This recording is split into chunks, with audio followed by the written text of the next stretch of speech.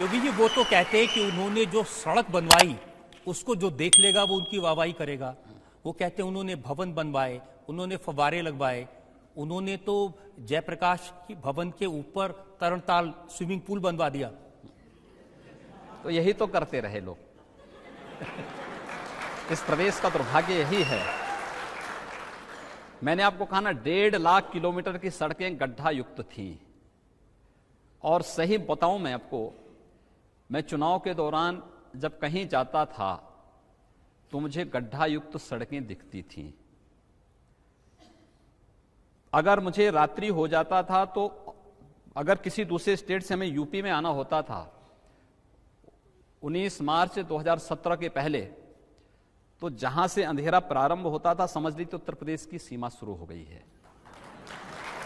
जहां से गड्ढा युक्त सड़कें प्रारंभ हो गई उत्तर प्रदेश, जहां पर छिनैती, डकैती, लूटपाट, बहन और बेटियों की इज्जत के साथ सरेआम खिलवाड़ करने की प्रवृत्ति होती थी और सत्ता का संरक्षण उन मंचलों दुष्कर्मियों को प्राप्त होता था, वो उत्तर प्रदेश होता था।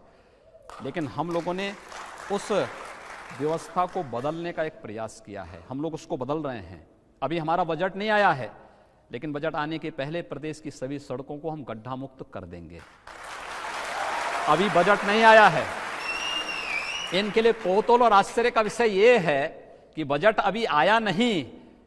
उन्हें मालूम है कि प्रदेश का खजाना इन्होंने खाली करके छोड़ा है, लेकिन उन्हें यह भी मालूम कि हम लोग संन्यास परंपरा के लोग हैं। हमें विरासत में कुछ नहीं मिलता है, लेकिन हम पूरे समाज को लेकर के सब कुछ इकट्ठा भी करने की क्षमता रखते हैं, और वही उत्तर प्रदेश के लोग कर रहे हैं।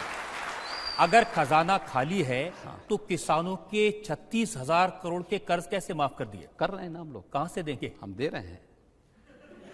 इसीलिए कहा एक हम ही लोग कर सकते हैं। इस देश का कोई योगी ही कर सकता है। हमने सभी फिजूल खर्चे बंद करवा दिए हैं। आप अनुमान करिए वित्तीय अनुशासनहीनता की क्या पराकाष्ठा थी। यहां पर पीपीआर बनता है गोमती रिवर फ्रंट का 160 करोड़ का, डीपीआर बनते बनते वो चला जाता 660 करोड़। 2 वर्ष में योजना पूरी होनी थी। जनवरी 2015 से प्रारंभ हुई योजना, जनवरी 2017 में संपन्न होनी थी। अधिक से अधिक डीपीआर में 660 करोड़ में सब कार्य संपन्न हो जाता, नहीं हुआ। 1437 करोड़ खर्च हो चुके हैं और अभी योजना अधूरी है। यह प्रदेश की वित्तीय अनुशासनहीनता की पराकाष्ठा है। लूट का एक ऐसा नग्न तांडव है। जेपीएन सेंटर को आप देखिए ना, क्या स्थिति है उसकी।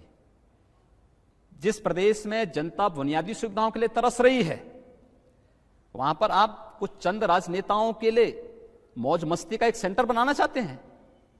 ये मजाक है प्रदेश की और देश की व्यवस्था के साथ। ये नहीं स्वीकार होगा। इसको हम नहीं चलने देंगे।